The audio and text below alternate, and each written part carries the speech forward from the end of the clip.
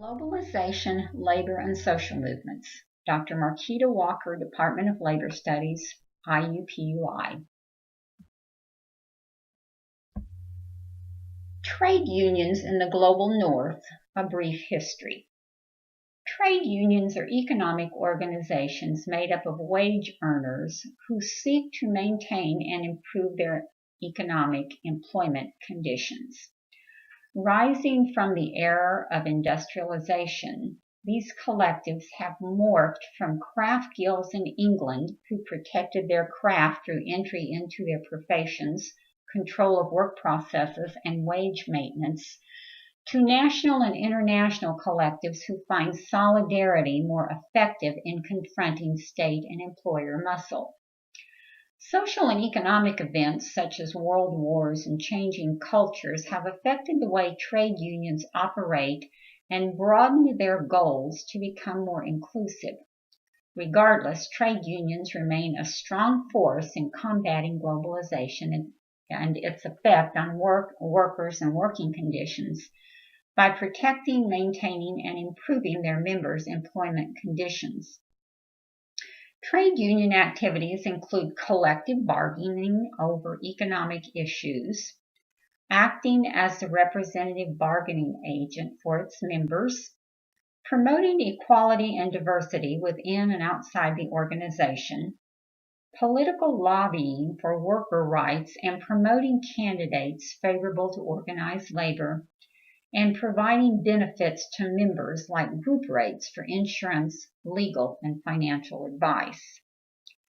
Union behavior is influenced by three types of activities: labor market outcomes, social integration, and political activism and class awareness. So trade unions in different countries take different approaches to improve their economic conditions.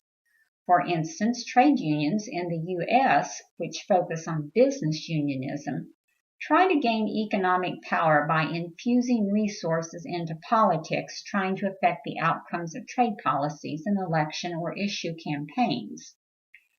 French trade unions focus on politics over economics, while trade unions in the global South ally with nationalist independence movements which challenge right-wing regimes.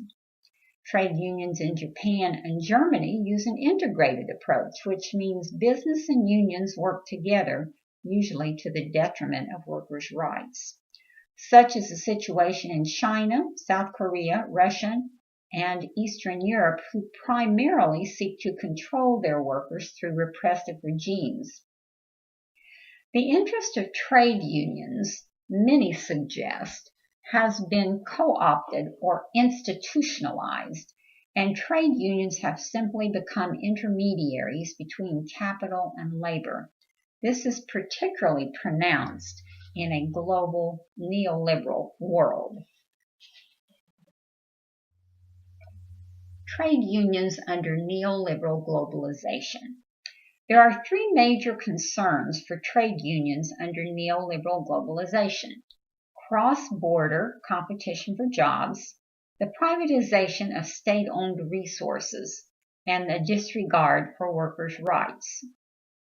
Competition for jobs means an increased migrant flow and capital fluidity, which pits workers against workers in a race for jobs. Simply moving production for lower labor costs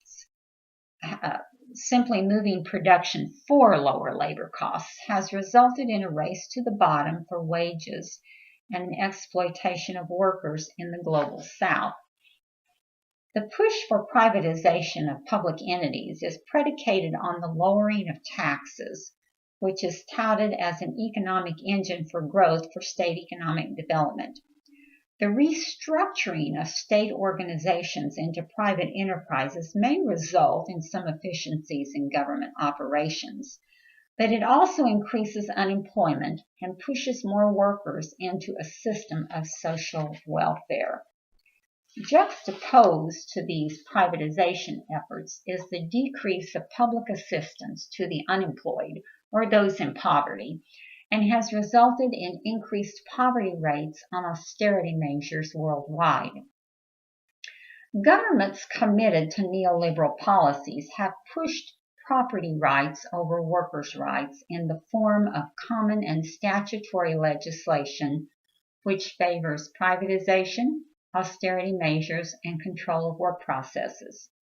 This leads to weakened protections for workers and collectives and is responsible for declining union density.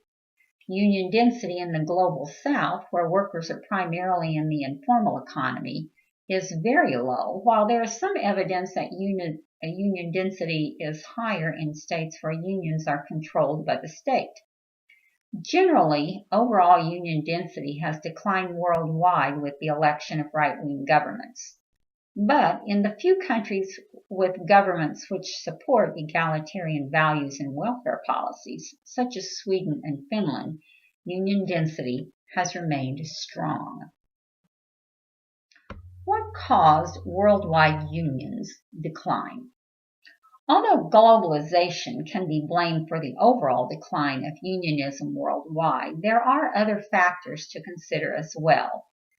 During the 1980s, under the Reagan and Thatcher administrations of the US and the UK, an ideology of individualism, self-responsibility, and freedom of choice was instituted as the more traditional patriarchal and Protestant work ethic envisioned by the Founding Fathers. The idea that nations were built on hard work, clean living, property rights, and freedom of choice permeated court decisions and legislation. Public opinion swayed against collectives such as trade unions, which were thought to wield too much economic and political power.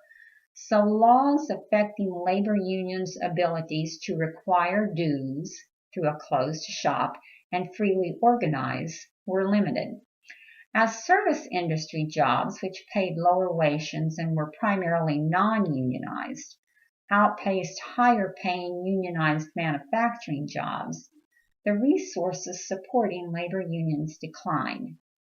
As the economies of countries worldwide teetered on the brink of an economic downfall and deindustrialization firmly rooted itself into once prosperous economies, firms closed and millions of workers joined the precariat, the mass of unemployed or underemployed workers facing an existence of poverty. This led to an extreme inequality in wealth and incomes worldwide. Fighting back, trade unions challenging globalization. International union confederations, though in existence for decades, have been criticized for their inability to bring diverse and inclusive populations into trade unions, relying on global North nation-states for membership and depending on an outmoded form of social partnership dependent upon an anti-communist ideology. A newer form of international unionism is necessary to incorporate workers worldwide, no matter from what industrial sector they come.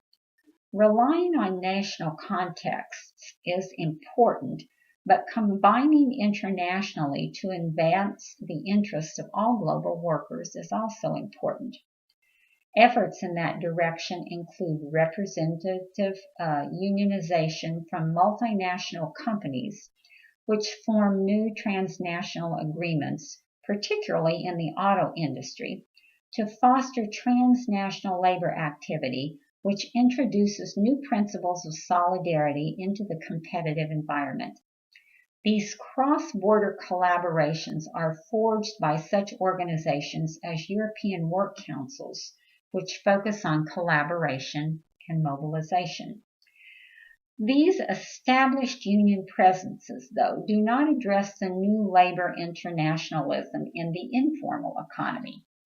To address the informal economy, particularly in the global south, we turn to social movement unionism, part of a broader movement pursuing progressive social, economic, and political changes beyond the workplace through coalition building and alliances with other organizations.